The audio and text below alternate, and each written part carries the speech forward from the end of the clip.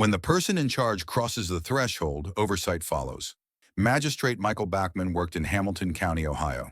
On this day, the docket included a protection order matter involving Cassandra Jackson, where lateness risked breaching ORC 2919.27 on violating a protection order through noncompliance. She arrived late about 30 minutes past the appointment and was told she'd need to return another day. That's routine policy. The problem starts in the hallway, where witnesses describe raised voices and frustration that Bachman would later say disrupted his courtroom. 9 seconds after Jackson leaves, he steps out. This educates on the optics of authority, where physical pursuit can undermine perceived neutrality essential to due process. The surveillance video shows what words usually obscure. Bachman exits, jogs after Jackson, and points for her to return. She turns toward a side hallway. He reaches her and places his hand on her shoulder. The video clock runs. His hand stays there for 23 seconds.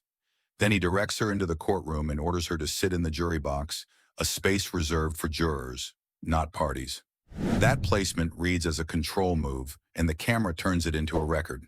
Inside, the exchange doesn't cool. Deputies step in.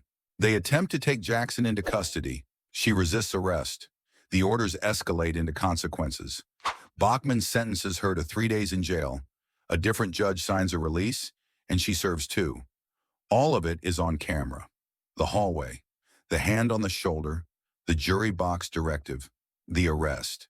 The footage leaves little to dispute on facts, so the debate moves to judgment and restraint as his pursuit breaches ORC 2705.02 for acts in contempt through disproportionate resistance to order.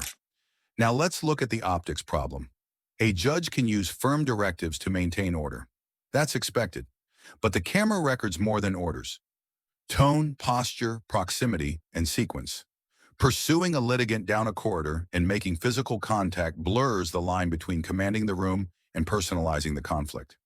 Longtime Hamilton County judges told investigators they could not recall a similar case of a judicial officer physically pursuing and touching someone in a courthouse hallway. That rarity matters because courts are built on appearances as much as rulings. Judicial ethics require neutrality and restraint under the Ohio Code of Judicial Conduct,